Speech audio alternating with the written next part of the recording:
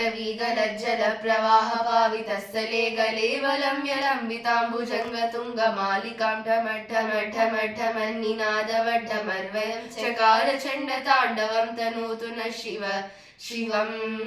जटाकटाह सम्भ्रमः भ्रमन्निलिम्प निर्झरी विलोलवीचिवल्लरी विराजमानमूर्धनि धग धग धग ज्वलल्ललाटपट्टपावके किशोरचन्द्रशेखरे रतिप्रतिक्षणम् ममा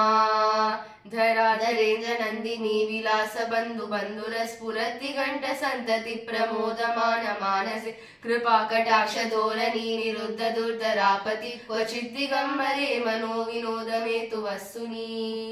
जटाभुजङ्ग पिङ्गल स्फुरत् स्वनामणि प्रभा कदम्ब कुङ्कुमद्रव प्रलिप्त दिग्वधूमुखे मदान्त सिन्धुरस्फुरत्वगुत्तरीय मेदुरे मनो विनोदमद्भुतं बिभर्त भूतभर्तनी सहस्रलोचन प्रभृत्य शेषलेख शेखर प्रसूलधूरितो विदूसरां कृपीत भुजङ्ग राजमालया निबद्धजाट जूटक शेषियाय जायकं चकोर बन्धुशेखरा ललाट चत्वरज्वल धनञ्जय स्फुलिङ्ग बाणिपीत पञ्चसायकं नमामि लिम्पनायकं सुधामयूरलेखया विराजमान शेखर महाकपालि सम्पति शिरोजटालमास्तु नः कराल भाल पट्टिका धग धग धग ज्वल धनञ्जय हुतिकृत प्रचण्ड पञ्चसायके धराधरेन्द्र नन्दिनी कुशाग्र चित्रपत्रक प्रकल्पनैक शिल्पिनी त्रिलोचने रतिर्ममा नवीन मेघमण्डली निरुद्ध दुर्धर स्फुरत् कुहूनिशीत नीतम प्रबन्ध बद्ध कंदर निलिम्ब निर्झरीधर स्तनोतु कृति सिन्दूर कलानिधान बन्धुर श्रियं जगद्दुरन्दरा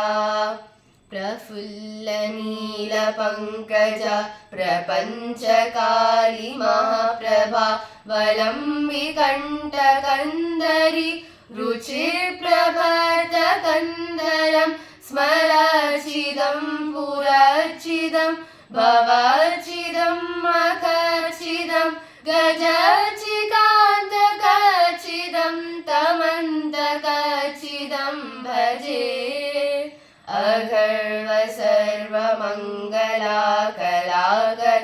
कलाकदम्बमञ्जरी रसप्रवाह माधुरी विजृम्भणा मधुव्रतं स्मरान्तकं पुरान्तकं भवान्तकं मखान्तकं गजान्तकान्तकान्तकं तमन्तकान्तकं भजे जयत्वरभ्र विभ्रम भ्रमद्भुजङ्गमश्वसद्दिगिद्दिगे निर्गमत्कराल भाल हव्यवत् धिमि धिमि धिमि ध्वन मृदङ्ग तुङ्ग मङ्गल ध्वनिद्रमा प्रवर्तिता प्रचण्ड ताण्डव शिवा दृशद्विचित्रतल्पयोर्भुजङ्गमौक्तिकर्षजो गरिष्ठरत्नलोष्टयो श्रुद्विपक्षपक्षयो तृणारविन्द चक्षुषो प्रजामही महेन्द्रयो समप्रवर्तिका कदं सदाशिवं भजाम्यहम् कदानिलिम्प निर्झरी निकुञ्जकोटरे वसन् विमुक्त दुर्मती सदाशिरस्तनिञ्जलिम्बः विमुक्तलोललोचनो ललामपाल लग्नक शिवेति मन्त्रमुच्चरन् सदा सुखी भवाम्यहम्